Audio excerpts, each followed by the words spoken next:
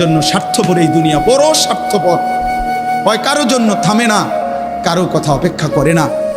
চলতে তোমার কথা কেউ মনে রাখবে না।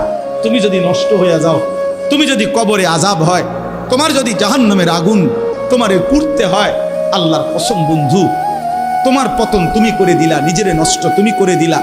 শেষ পর্যন্ত দেখবা কেউ তোমার কথা মনে রাখবে না। এই পৃথিবী ধোঁকা। চলো এই জন্য আল্লাহর দিকে ফিরে আসি। ইল্লা মান তাবা ওয়া আমানা ওয়া আমিলা সালিহান। আল্লাহ বলে যে গুনাহ ছেড়ে দিয়ে তওবা করলো, আমি আল্লাহকে বিশ্বাস করলো এবং পুনরায় আবার নেক আমল শুরু করে দিল, ফাউলাইকা ইয়াদখুলুনাল জান্নাহ, আমি আল্লাহ ওয়াদা দিলাম, আমি আল্লাহ তাদেরকে জান্নাতেই ঢুকায় দেব।